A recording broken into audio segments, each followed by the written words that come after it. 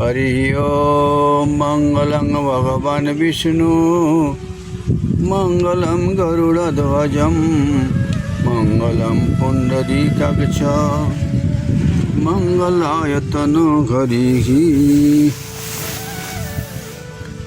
गंगा कनखले पुण्या कुरुक्षेत्रे सरस्वती ग्रामे वा यदि वारण्ये पुण्या सर्वत्र नर्मदा। माँ गंगा जी की महिमा कनखल में अधिक है। क्यों? इसी पावन स्थल पर प्रजापति दक्ष ने यज्ञ किया था। सरस्वती माता जी के किनारे मुनि ऋषियों ने वेद पाठ करते थे। कितनों यज्ञानुष्ठान उन लोगों ने किया है। कुरुक्षेत्र में सरस्वती जी का महिमा अधिक है।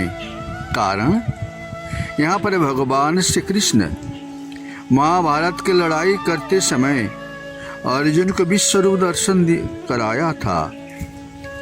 श्री भगवान जी के मुखारबिंद से गीता जी की प्रकट इसी स्थल पर हुई थी।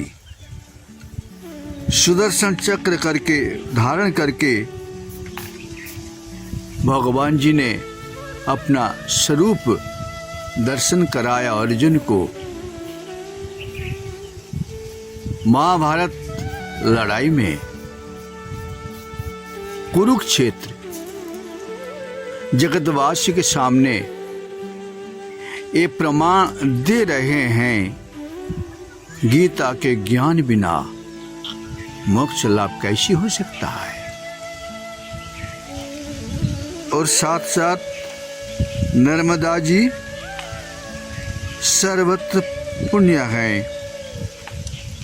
सर्वत्र इनका महिमा व्याप्त है। पतित उद्धार करने के लिए मां नर्मदा जी के किनारा उत्तम माना जाता है। तीर्थवासी परिक्रमा करते हुए आगे यात्रा करते हैं। अमरकंटक पर्वतमाला के समीप ही रामघाट है। रामघाट में रात्रि विश्राम करके सवेरे यात्रा करते हैं। अति प्रभात काल में ब्रह्म मुहूर्त जिसको कहा जाता है, उसी समय तीर्थ यात्री लोग स्नान करने के लिए आ पहुंचे रामघाट तीर्थ में। अंधेरा नहीं थी, चंद्रमा का किरण जाल चारों तरफ फैले हुए थे। मां नर्मदा जी की खरखराट हर हर हर हर शब्द से किनारे की निस्तब्धता भंग कर रहे थे। परिक्रमावासी नर्मदे हर स्नान करते समय तरह तरह के मंत्र उच्चारण कर रहे थे। स्नान कर रहे थे। स्नान करके नित्य पूजा समापन करके प्रभात काल यात्रा कर रहे हैं। यहाँ पर जो तीर्थ यात्री के रूप में रह रहे हैं, स्थायी रूप में दो बाबा जी, एक ही कुटिया में दोनों बाबा जी। यहाँ पर बिजली का कोई व्यवस्था नहीं है। चिमनी से लगा के उन लोग अपनी उजाला फैलाते हैं। इन दिनों में भी यहाँ पर बिजली नहीं है। उन लोगों को साधुवाद देते हुए तीर्थ यात्री सीधा मार्ग पकड़ लिया। खेतों के बीच में से कहीं मसूर, कहीं चना, खेत के बाजू बाजू दीवाल है, उसी से आगे बढ़ा। सामने मिल गए राजमार्ग। राजमार्ग में उनको यात्रा करना था। चले। अमरकंटक पर्वतमाला बायां तरफ दिख रहे थे। उनकी ऊंचे शिखर कैलाश जैसे सभी को सूचना दे रहे थे। इसी पावन पर्वतमाला के ऊपर से नर्मदा माई जा रही है सागर के तरफ, और दाहिना तरफ माँ नर्मदा जी, और बीचों बीच पक्का सड़क के ऊपर यात्रा। कहीं कहीं गांव मिल जाते हैं, आगे गांव मिल जाते हैं।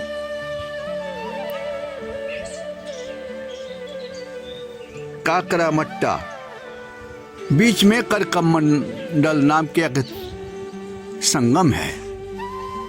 अमरकंटक पर्वत से ये नदी निकलती हैं और नर्मदा जी में जाके समाहित हो जाती हैं। कांच जैसे उनका जल है। मैया की धार तो छोटी सी है, किंतु करकमंडल संगम देख के आप स्तंभित हो जाएंगे। कितनी निराली छटा है। संगम स्थल सभी को पावन करने वाले ही हैं। अब तीर्थ यात्री मेढ़ा खाट गांव पार करते हैं। इस इलाका में ग्रामीण लोगों के घर बहुत छोटे छोटे हैं। गौ माता भी छोटी छोटी हैं और खेत भी छोटे छोटे हैं। किंतु बड़ी विचित्र ये यहाँ पर दिखने में आ रहा है। मंडला के तरफ, डिंडोरी के तरफ जो प्रौढ़ अवस्था के बाबा लोग हैं, पुरुष, उन्होंने धोती का इस्तेमाल करते हैं ज्यादा। पैंट का इस्तेमाल उनके आज भी शायद आदत नहीं है। धोती कुर्ता पहन के पैदल यात्री बहुत हैं, आना जाना कर रहे हैं, नर्मदेहर आवाज देते हैं। इसके बाद बरनई झरी, छापर टोला, रूसा, पाटन, अब गोरखपुर नाम के गांव मिला। बड़ा भारी बाजार है, बड़ा भारी बाजार। और देहात के लोग, जंगल पहाड़ी में रहने वाले जो लोग हैं, उनके जो उपजाऊ वस्तु हैं वो बिकने के लिए हफ्ते में अखबार इसी बाजार में आ जाते हैं। हाट जिसको कहते हैं। यहाँ पर तरह तरह के घरेलू चीज जो खेत में उत्पादन होते हैं उसको बिकने के लिए आते हैं। मसूर, फिर राम तिलिया, कोदो, कुटकी, इमली, ये सारे चीज बाजार में बिकते रहते हैं। लेकिन परिक्रमावासी जा रहे हैं नर्मदेहर लोग आवाज उठाते हैं। देहात से लोग अपने मस्तक पर, कोई मोटर बाइक के ऊपर बोरी भर के सारे सामान बिकने के लिए आते हैं। बड़ा भारी बाजार। परिक्रमावासी भी अपने अपने हिसाब से कोई चीज खरीदना है तो खरीद लेते हैं। अब आगे यात्रा कर लेते हैं गोरखपुर से माधोपुर, चंदना, रामपुरा। लेकिन अब रात्रि विश्राम करना है। चलते चलते कहाँ विश्राम करूं, आगे गांव जो दिख रहा है वहीं पर पहुंचेंगे।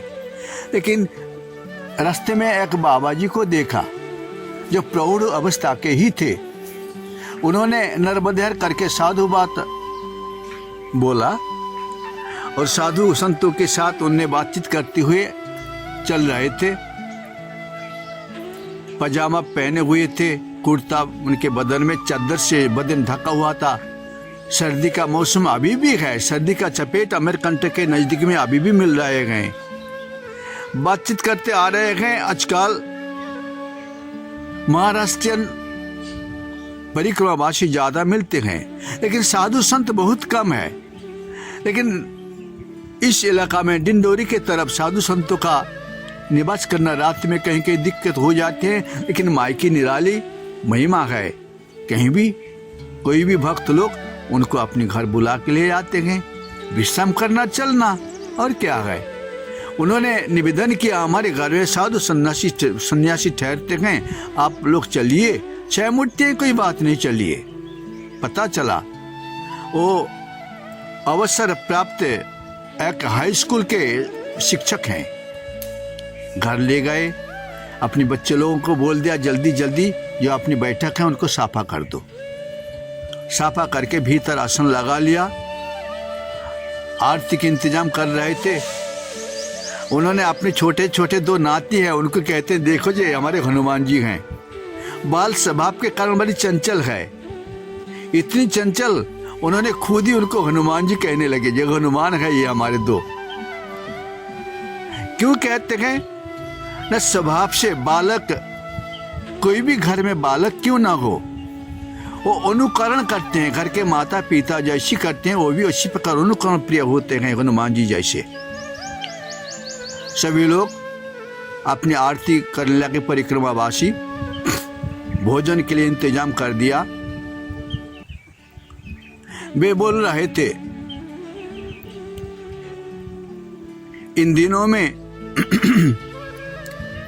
साधु संतों का जो तीर्थ यात्रा है बड़ी अधिक संख्यक मिल जाते हैं, जल्दी परिक्रमा पूरी करना है, व्यस्त जीवन है, बहुत प्रकार के उनके ऊपर कर्मभार सुपरत हैं। अगर सही रूप में उसको पालन नहीं करेंगे, जो कर्तव्य अपना है कर्तव्य को नहीं निभाएंगे तो अपना जीवन का कछु हिस्सा अधूरा रहेगा। लेकिन सारे कर्तव्यों के बीच में है, जिसलिए मैंने मानव जीवन ग्रहण किया उसको पूर्ण करना है, उसी से ही परिक्रमा पूर्ण हो जाते हैं। इस प्रकार के रात के समय उन्हें सत्संग सुनाया, सुने भी।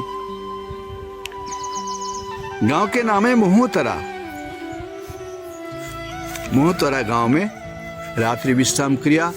विश्राम करके सवेरे यहाँ से साधु पाद दे के आगे तीर्थ यात्रा निकालते हैं। ओम नमो भगवते वासुदेवाय, ओम नमो शिवाय, ओम नमो शिवाय।